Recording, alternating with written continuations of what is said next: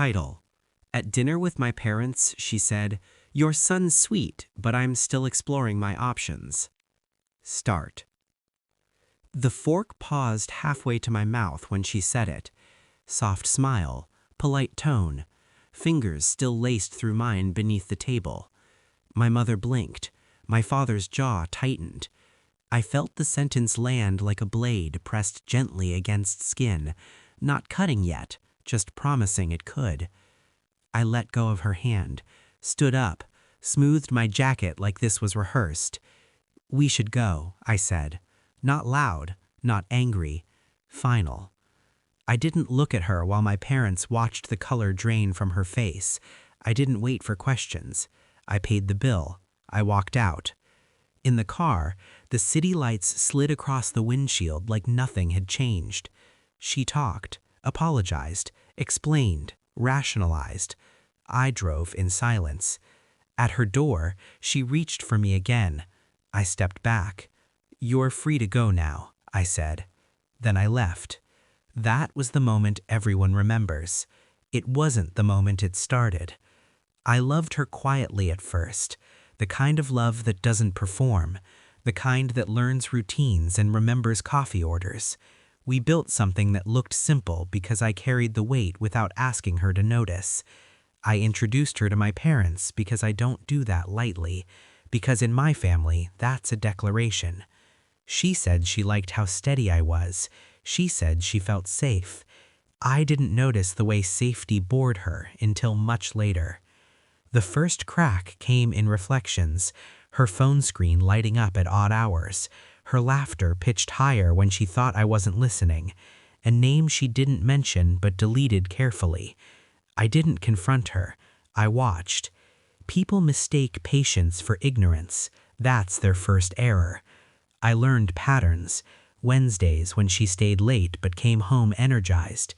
A coworker's name that surfaced once, then never again. I copied nothing.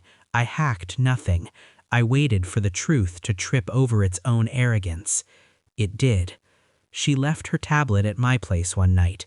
Messages synced. Not explicit. Worse. Flirtation disguised as philosophy. Options discussed like assets. Me described as solid, which is never a compliment when paired with curiosity. I didn't feel rage. I felt clarity. Pain sharpens focus. Betrayal teaches math. I started planning the way I do everything, quietly, thoroughly, without emotion leaking into the work. I checked timelines, cross-referenced stories, not to expose her to the world, just to know exactly who she was. I adjusted finances, ended shared subscriptions, redirected savings, updated documents she'd never thought to ask about. I documented nothing emotionally, only facts, dates, words, choices. Then I waited for the right stage. She chose it for me.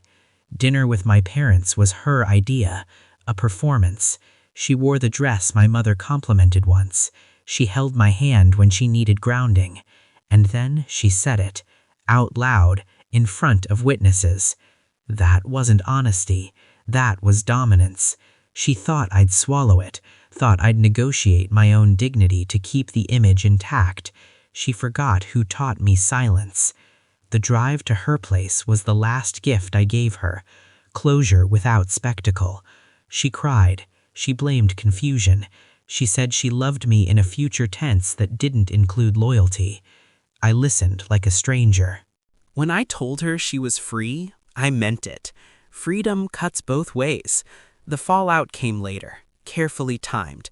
I didn't spread rumors. I didn't raise my voice. I simply removed myself from every structure she leaned on. Her introduction to my parents vanished. Her access to my network dissolved. Invitations stopped arriving. Calls went unanswered. People noticed. They always do. She reached out weeks later, then months, each message more frantic than the last. Not because she missed me, but because the world she was shopping in suddenly priced her differently. I never replied. The truth has a way of surfacing without help. Her options learned she liked leverage without commitment. Her charm, once exclusive, became predictable. I watched from a distance I earned. The confrontation came by accident, a mutual event. She spotted me across the room, confident smile faltering. She approached like nothing had ended. I let her speak. "You blindsided me," she said.